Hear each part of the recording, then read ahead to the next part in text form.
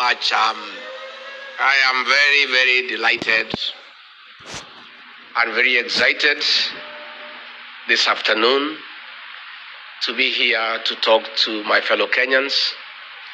And first and foremost, let me thank you for the very warm welcome, for the hospitality, for the care. Since we arrived last night, we've been treated very well. We feel at home, far away from home.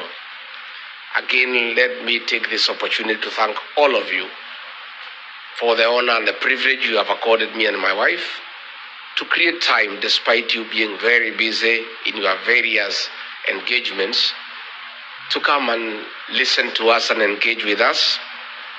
We don't take it for granted. It's a great honor. You are busy people in your own right, and the fact that you have found it necessary to create time to come and engage with us, we are indeed very honored and feel very privileged, and we don't want to take it for granted. Please accept our appreciation and our thanks. Number two, since I came to the States about more than a month ago, I am amazed by the love the Kenyan people have accorded to me. I'm also fascinated by the unity of the Kenyan people, of staying together as Kenyans, loving one another, taking care of each other, and being your brother's keeper. Most profoundly, I am more than impressed by the culture of hard work you have exported here to America. Kenyans here are doing well, they are doing great.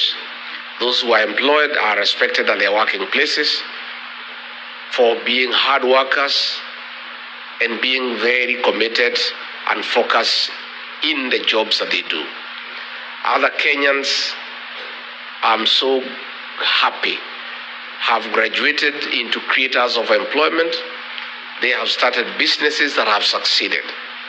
And that tells me and gives me comfort that Kenya, we are okay, we are good. If we are given the right opportunity, the right environment, working systems, Kenyans can thrive and succeed anywhere in the world. Mujipigie makofi. I am very encouraged that, and more than convinced, more than ever before, that all we need to do back home is to get our systems working. We have the personnel right in Kenya to transform our country. Only that we need to fix the systems and make them work. You guys have succeeded here in the United States because the systems are working. So given that Kenyans are the same people, the challenge we have as leaders is to make sure that back home the systems are working. The people to transform the economy of the country are here, they are in Kenya. You guys have done it here, you can do it back home. And that is what we seek to do. Why has Rigathi come calling in the United States?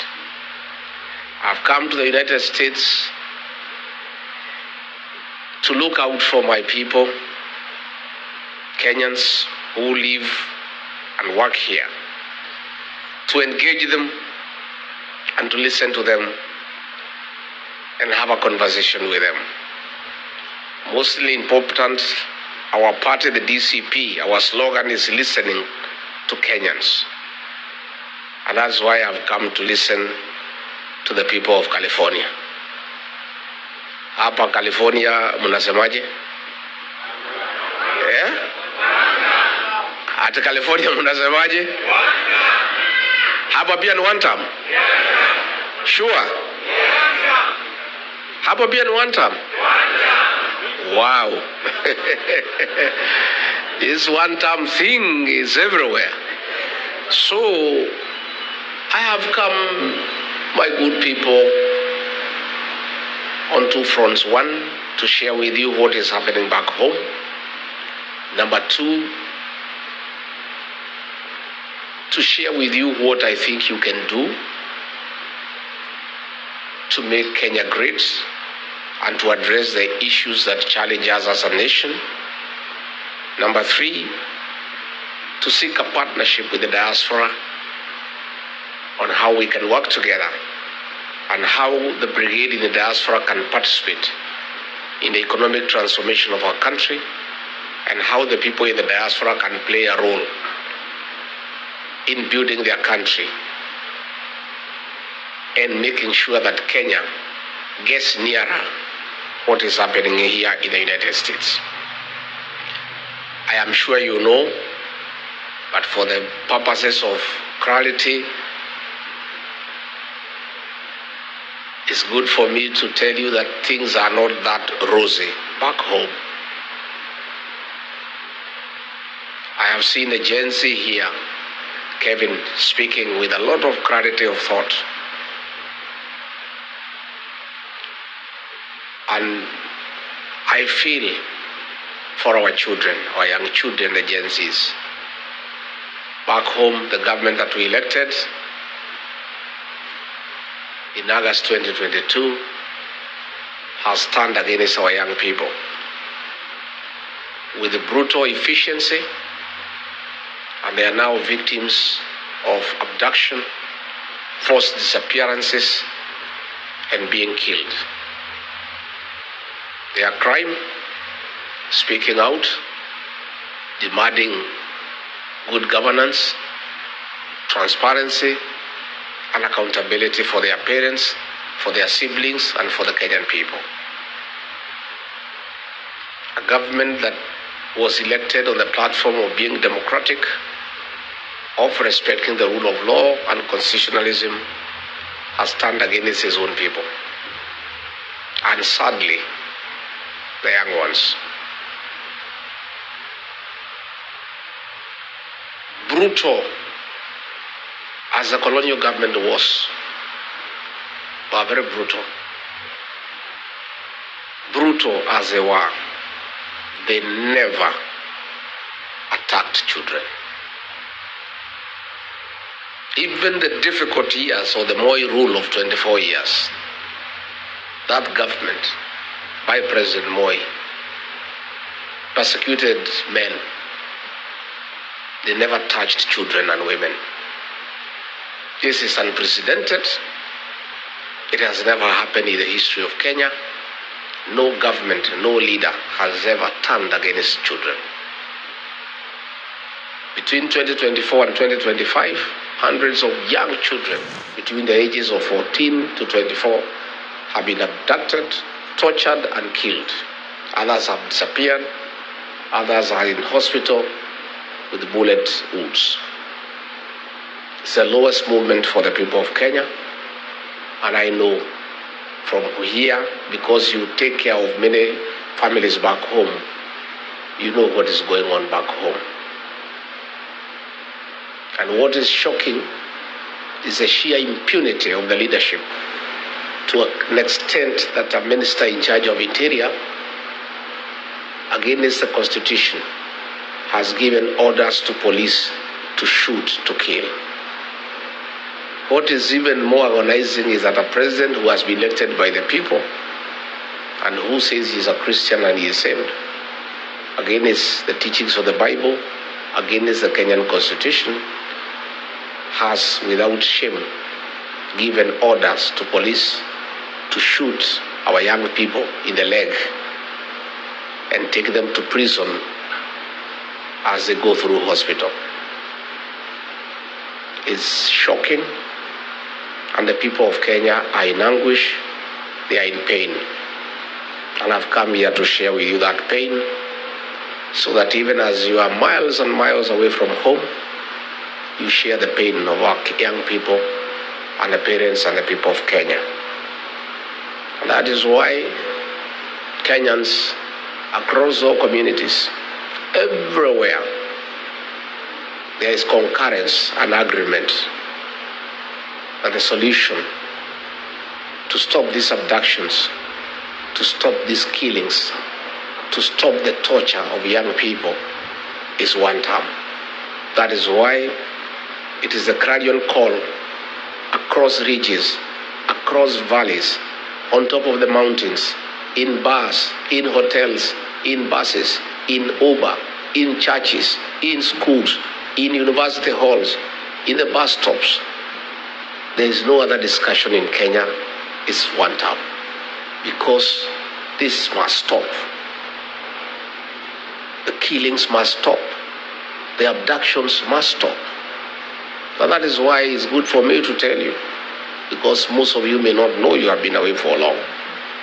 I was elected as deputy president alongside William Ruto, and we differed along the way on many issues, mostly corruption, theft of public resources, misappropriation of public funds. But what broke the camel's back and what made me and him disagree irreversibly, that we could not agree, was abductions and killing of the Gen Zs.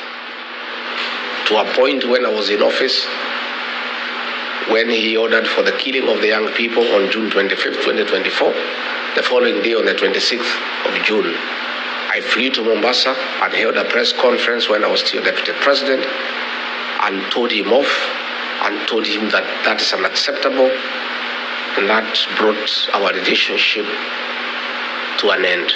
And we were never able to speak again until he mobilized resources and bribed members of parliament and senate to hound me out of office because I had publicly called him out for killing our young children. So I come here to tell you that you have a lot of influence back home. You cannot be silent when our young children are being killed. You are parents. You have children too. You have relatives back home.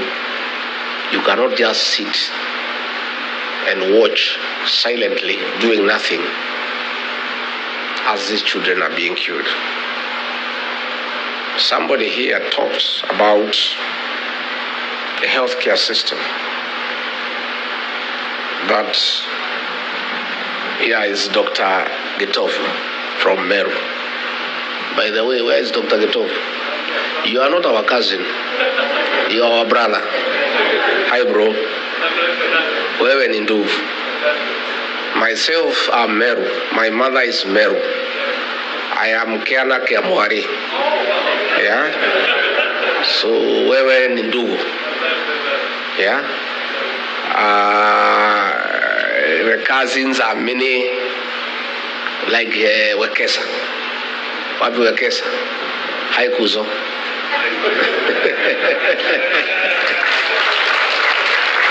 Thank you. And let me tell you, this cousin movement is the greatest thing to have ever happened in Kenya. Because our cousins have been misused by Raila for a long time. Long time. Every election cycle, he has been mobilizing my cousins from the Mlembe nation, from the Kamba nation, from the Luya nation, from the Kisii nation, from the Mijikenda nation, from the Taita nation, and mobilizing all those cousins and cheating them that he's taking them to Canaan. And because people have Canaan, my cousins fell for it for many years. The minute he gets there, he doesn't intend to be president. He has no such intention. He's not interested. He likes power, but with no responsibility. He doesn't know how to take responsibility. So he creates problems. He is invited into government and starts eating. And that is why, like now, he is quiet. Because he's a very good observer of good manners. When you're on the table eating, you don't talk. So these cousins now have found their way as a family. And now all the cousins are talking the same language. So I saw Tinga the other day crying about cousins. He was crying in a funeral. Instead of mourning the late Phoebe Asio, he was mourning the loss of cousins from his grief. Because these cousins were mechanuka. And, you know, the other day when he brought problems, he was invited to the table by Ruto to eat together. He forgot all the cousins and went alone. Yet he wanted these cousins to wait for him to mislead them every election. So whoever Tinga, well, let me tell you, don't talk about cousins. Keep off family matters. Hii ni mambo ya familia, si ndio? Mambo ya familia usiingilie. So the cousin movement is a great thing, and all cousins, all in-laws, all the people of Kenya are one family now. And all the people of Kenya now are cousins opposed to abductions and extrajudicial killings, and they are all speaking the same language. So Gitobu talked about healthcare. We had a system called NHIF. It was struggling, but it was working. At least you could go to a mission hospital, get treated, and NHIF in one way or another will sort you out to a certain extent, and you are struggling with a small percentage. So what we needed to do was improve on NHIF, and all we needed was 800 million Kenya shillings to reform the system and make it working. Instead, William Ruto threw it out, brought another system, another animal called SHA and SHIF, at a cost of 104 billion Kenya shillings to replace NHIF, and it is not working, and that money has been stolen. As we speak, the hospitals have said that civil servants must pay in advance because SHA does not help. I am amazed by the work by the health system here in the US. For the time I've been here, I've interacted with many of you in the health sector. We have a health system that works. And you guys, when we form a new administration, we rely upon you to come and work with us and help us put in place a working healthcare system, a replica of what is happening in this great nation. You guys know it, you have done it. And you are the guys who are driving the healthcare system here in the US. Most Kenyans are in the health sector, true or false? And you guys, we have a lot we can learn from you, and you can come and assist us.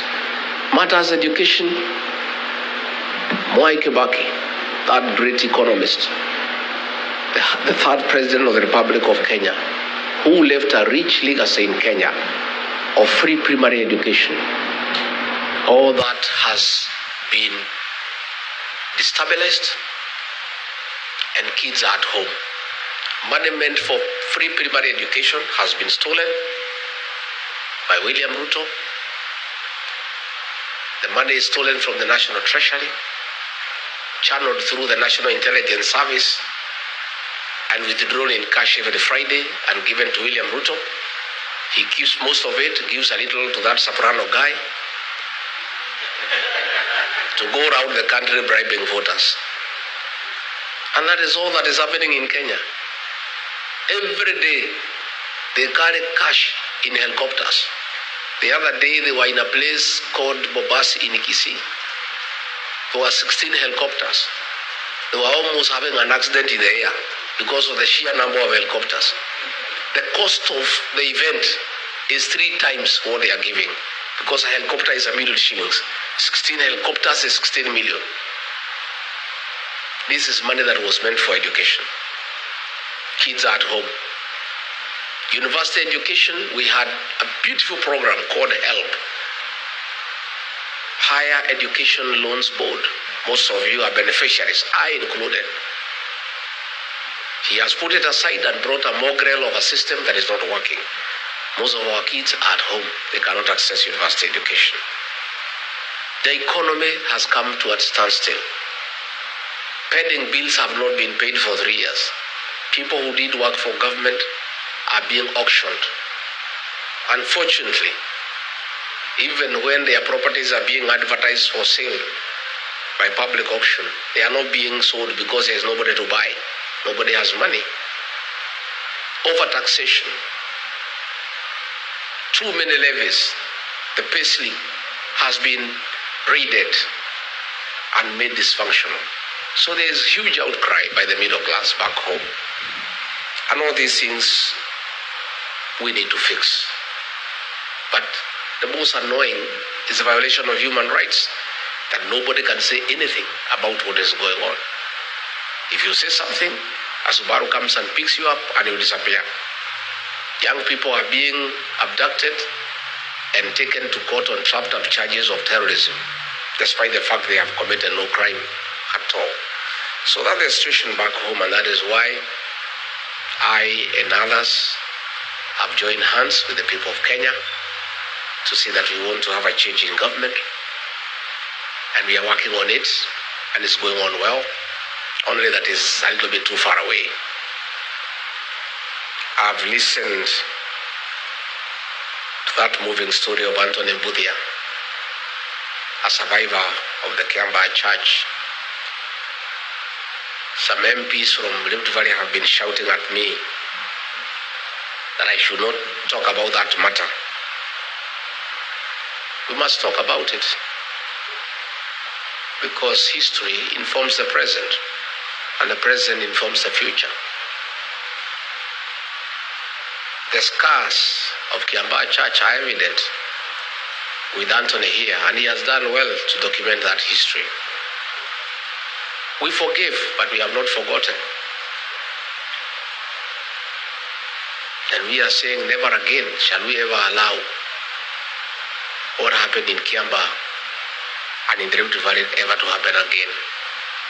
Kenyans must be allowed to make their choices freely on who is to govern them, who is to lead them without any reprisals from anybody for whatever reason.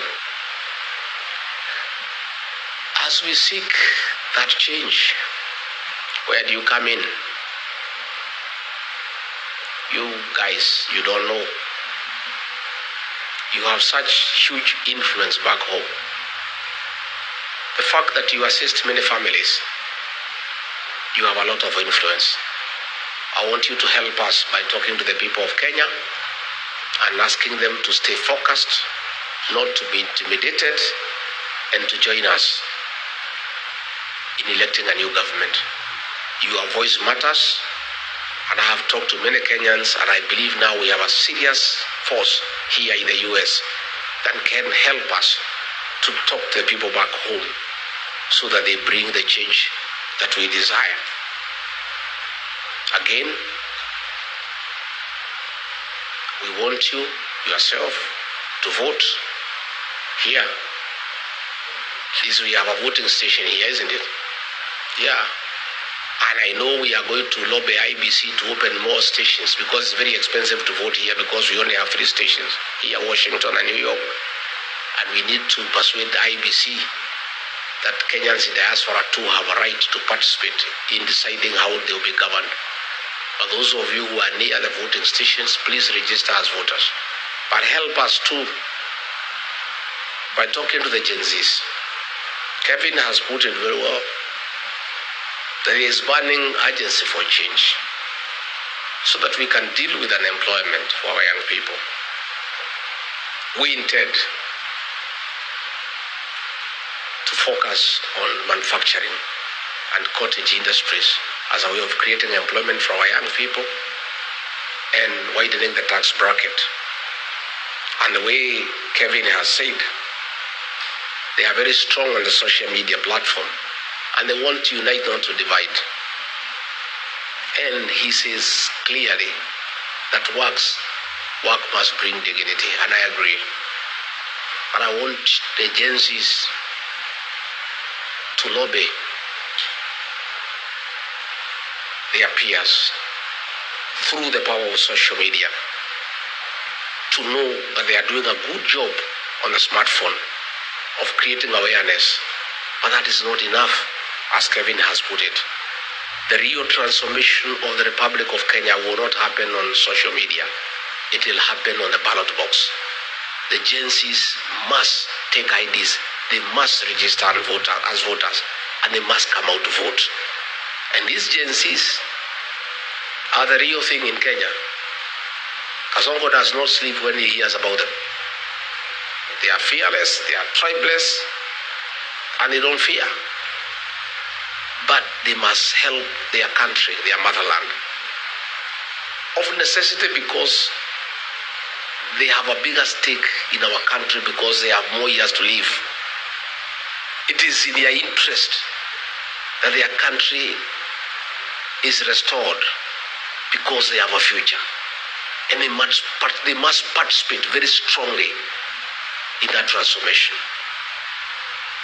So the Gen Zs, I agree with Kevin, you are our partners for today. And I want to say very, very candidly that if given the opportunity to lead Kenya, God willing, the way to transform Kenya is to get good partners to work with to help you. And these partners are our young people. These Gen Zs have the ideas.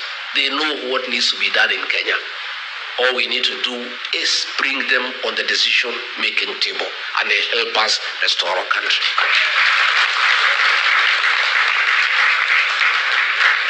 So the Gen Zs in Rigathi, you have a serious partner. I have fought for you. I disagreed with William Ruto because I stood with you and for you at your lowest. When the president was saying you are criminals and you are treasoners, when he has been saying you should be shot in the leg, when Mukomen has been asking police to shoot you, to kill you, Rigathi has stood with you.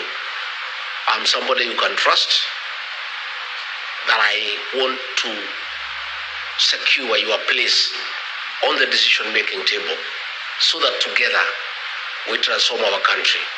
And I have very serious intentions to work with the young people. And if you look at the guys I work with back home, already you can see that intention. The leaders around me are young, very young.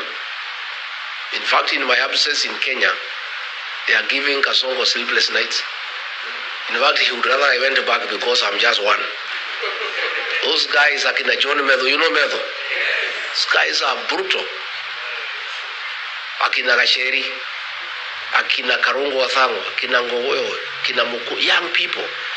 Already I have seen how effective it is to have young people working with you. If given an opportunity by the people of Kenya to be president or to be part of that government, I want to commit that in my government, my administration, the Gen Zs, the millennials, will be part of that government, and they'll be right there making decisions. Yeah? In fact, mimi sasa ni mzee kiasi. I'm approaching, I'll be 62 by that time. And I've worked very hard. I've really worked very hard in my life. I've not been very lucky. Whatever I get, I don't get it easily. I work hard for it. Hata ile nilitafuta hiyo deputy president, nikatafuta wakaninyang'anya. Yeah? Lakini ni mzuri, walinyang'anya ndio nipate ile yenyewe. Si ndio? I am feeling I don't work as hard. But since I'll be given a responsibility, how would you not work hard and still be responsible? Because I cannot be like Raila. The guy wants to sit on the table, he doesn't want to be responsible. I want to be responsible, but I don't want to work too hard. So the only way to be responsible and deliver to the people of Kenya by not working too hard yourself is surrounding yourself with energetic, youthful guys and girls to push, to do the heavy lifting.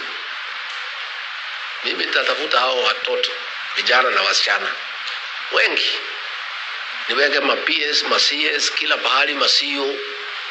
Kazi yangu ni kukutana nao Monday na kuwapatia the vision, wanasukuma, tunagombea notes on Friday. Wakisukuma sana, I call them, I slow them down, wasikibize inchi sana. That will be my work. And I'm telling you, I'll succeed. These guys are great. And they know what we need to do. And they have the resolve. And they will not be wasteful. They will not, be luxurious. These are guys you can bring into government. And they don't need big mansions. They can stay in the flats. They can use Uber to come to work. And they are not bothered about those big things that ministers and PSs want to have in offices. So we can still bring meaningful change by having a serious workforce of young people who are not wasteful and who are not having hang-ups about power and privileges. I want to say the diaspora people, I've come here to tell you that I want you to be my partners in the new administration because it's the right thing to do and it's wise to do that. In the 1970s, coffee was #1 foreign exchange earner for our country. In the 1980s, tea became #1 foreign exchange earner for the country. In the 90s, coffee and tea were overtaken by tourism. But in the last 10 years, and as we speak today, the highest foreign exchange earner for our country is remittances from the diaspora. It's you guys. You are the drivers of our economy. All the money we used to pay public debt is the money you send home. All the money we used to import goods is the money you send home. The money we used to run our consulate here in Los Angeles is the money you send home. So, I must be smart. I need this money to run the country. How do I get it? I am a dairy farmer. Cows produce milk because you take care of them. If you don't take care of the dairy cow, it will not give you any milk. You must be nice to the cow. You must give it hay, give it dairy milk, give it lucerne. Nowadays, we are giving them mattresses to sleep on so that they don't feel cold at night. Some farmers are even very creative. They play to them country music, Don Williams and Ken Rogers, to get milk out of the cows. You are the dairy cow of the Kenyan economy. We must take care of you for you to bring money back home. And I don't think you are going to agree to bring back money home to a government that is killing your children. You are not going to agree to send money back home for it to be given to Soprano to bribe voters. You are not going to bring back money home for it to be stolen. We must have a government that is responsible and transparent and is using public funds prudently. I intend to have a conversation with you going forward. And this is just by the beginning of creating networks with you people, where we can discuss special packages for people in diaspora to invest back home. How do we encourage you to bring back money home? Can we discuss of a diaspora bond where we give you certain interest rates that are higher than the country where you are working? Can we do away with the issue of double taxation because it is wrong for you to pay taxes in America and tax the same money back home? How do we encourage you to start factories and cottage industries back home?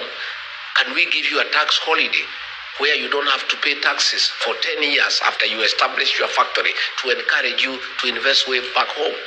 So this is a discussion that I want to have with you along the way. Are you ready to have that discussion? And I am saying, if you get it right by engaging the diaspora brigade and agreeing, you don't need to borrow money from anybody else. You guys have the dollars that we need. All we need is to convince you that you need to bring the dollars back home. I was discussing with people in Texas, and already they have started to look into the possibilities of establishing a huge bank for the diaspora here in the US with branches in Kenya and elsewhere in the world. So that the plots you have at home, the land you have at home, when you want to borrow some money to invest here, you can use the plot and the land back at home as security to enable you borrow money to use here in the States. So this is a discussion that we are going to have going forward. Again, we want to involve you in running our government. What a better way to run the consulate here in LA than asking you guys to run it. You guys have been here for 30 years, 25 years. You know everything here. You know the way Kenyans need to stay. You know how to get business in California. You know how to stay these wazungu so that they can agree to invest back home. I don't think it is wise to look for an ambassador, a consular general for 4 years. The first one here, he needs to settle down, look for a house, get to know his way around here, get to know a school for his children, 1 year is over. The second year, start making friends and networking and understanding what goes on. The third year, start now putting up a blueprint on how to market Kenya here in California and in America. Then the fourth year, before he starts implementing, his 4-year term is gone. But if you get a guy here who has stayed here for 25 years, appoint him or her as Consular General on Monday, and he or she reports to office on Tuesday. By Wednesday, business is going on. True or false? Because you know your way around here. Yeah. I want to give a commitment to the diaspora people that in our administration, you are the guys who will run our embassies abroad. Yeah. So that it is easy for you because you love your country and you know your way around here and you have the networks and you understand exactly what needs to be done and you don't need anybody to teach you. And I think we'll have very, very impactful and efficient diplomatic representation of our country abroad if we involve the people who are living in those countries and who understand what goes on. So I want to partner with you. Others, you come back home and join us in the national government. Come and take a job as a PS, come and be a CEO. If you have succeeded here, I was in the Silicon Valley the day before yesterday, the whole day. I went to Google, I went to Meta. Wow. The center of innovation, the whole world. I found 35 Kenyans at Meta, senior executives who are driving innovation and creativity, who are driving that big corporate. They know what needs to be done on artificial intelligence. They know exactly what we can do to make Kenya a very serious tech hub that will be admired by the rest of the continent. And they are doing it in America and they have succeeded. Then back home, the Minister for ICT is William Kabogo.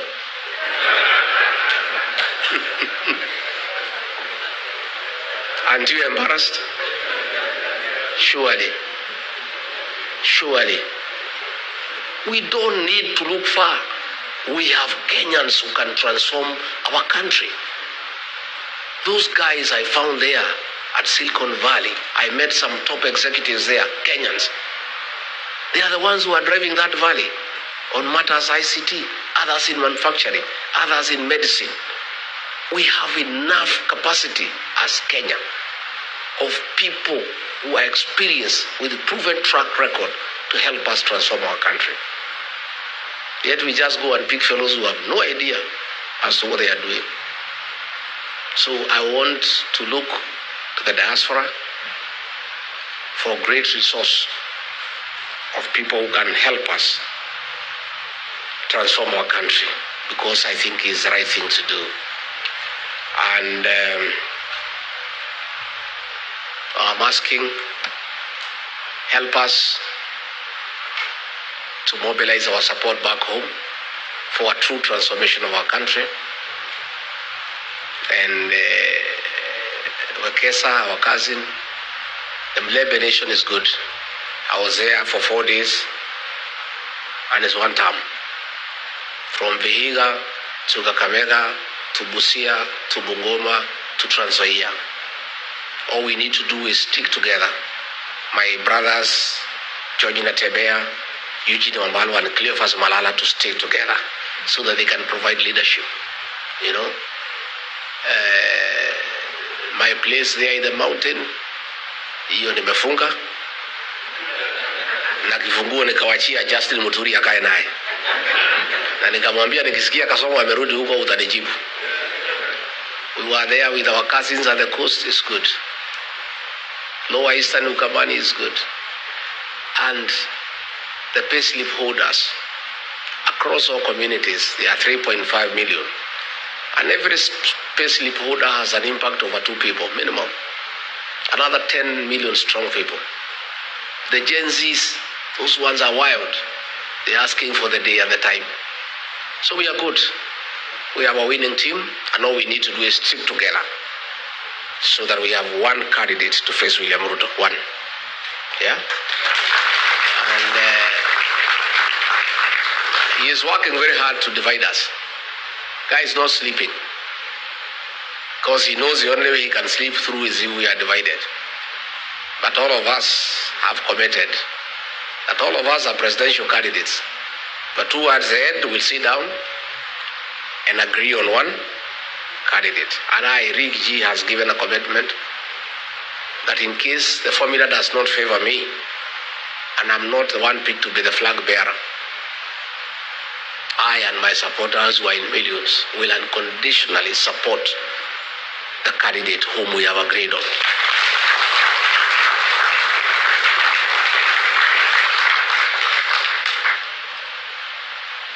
Lakini wakiamua ni mimi,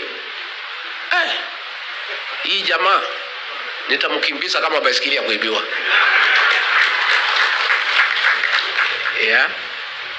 And I can tell you that commitment is there and you should not be worried. Please pray for us and support our party, the DCP. Our slogan is listening to Kenyans, listening to the ground, because leadership is about listening to the people. When you are elected, your employers are the people who have elected you. And you must listen to your employer. All of you, wherever you are employed, you must listen to your employer. And that is what I do. I listen to the people. Since I came to the US, I'm a better leader than when I came. I've listened to many people, and I've written. And I'm going through the notes. I am a better person than when I left Nairobi. By agreeing to listen, it costs you nothing to listen to people. It only enriches your thinking. I don't know everything. I cannot pretend to know everything. I am benefiting from your experience here in the United States. We were told in California, in San Francisco, about water harvesting, so that we can use the water for irrigation in areas that are dry in California. And that's how California feeds the rest of America. I learned a lot that I did not know. At ICT, the tech world, I learned many things I did not know. When I was at Meta, I learned that for you to get productivity out of employees, you allow them to have an easy environment where there are no issues of ESR. So I found some young people there with the jeans. They are the ones who are driving that company. Even their boss is coming, they don't even call him sir. Kwetu pale kwa Ruto ukienda cabinet, unainama kwanza ukiingia karibu uguse kichwa na sakafu. And nobody is allowed to say anything. In that cabinet, I'm the only guy who was speaking. And in fact, I heard the majority leader in Senate, Aaron Cheriot, saying that I never used to speak in cabinet. I stopped speaking. Because I realized this guy, even if you speak, he has already decided what will happen. So you are just wasting your time. So I'll just sit and not even listen, because he has already decided what will happen. So they had Meta. I found working groups of young people. Nobody is a boss there. Everybody is allowed to be creative and to have initiative, and is discussed and agreed on. It was a very useful lesson for me. That given a chance to lead Kenya, I'll create such environment even within cabinet, even among PSs. I just allow people to talk and be easy, so that they are able to be creative and productive, and they can be useful to the country. So I want to say I am very happy, and I wish I had more time to be here in LA, because this is the greatest theater of the world, where all the stars in film, in music are. Yeah? I'm walking around with the people here to see whether I can meet one of them. Yeah, I would have loved to be here, a longer time, but I'll come. I've really enjoyed since I came. People are very nice. They are very kind to us. And I would also have wanted time to visit the filmmaking industry to see what we can borrow from here for the purposes of exporting that experience and knowledge to our country, where we allow people to make films and to be productive. So I've just come to say how happy we are to find you here, looking good, looking successful. And I really look forward to a very healthy engagement. And whatever questions that are there, I am told there are questions I'll be given, I'll be able to answer them. And if there are any more I can answer. I want a free session. I don't believe in praise and worship. Because if I want praise and worship, I have my church back home. I want to listen to people. And people don't have to agree with me 100%. And if everybody agreed with you 100%, there is something wrong. If you had everybody just praising you, they are back at home. Ruto has created praise and worship. You must thank him for the sunshine, although he has nothing to do with it. Thank him for the rains, for the air that we breathe. Even when things are not working, you praise him for his vision and insight. I don't believe in it myself. I believe in constructive engagement, and I don't know everything. And I'm willing to be corrected, I'm willing to be guided, I'm willing to be informed so that I'm a better leader. That is the way to learn, and that is the purpose of engaging people. Not just to praise you and tell you how great you are. They also need to guide you and tell you things you don't know and things they think you can do differently for a more meaningful and impactful realization of what you desire to do. Kwa hivyo mimi nimeshukuru sana sana sana sana sana sana. Na mkija nyumbani, mkuja mnitembelee. Mtakuja wa Monyoro? Mtakuja lini? Mtakuja?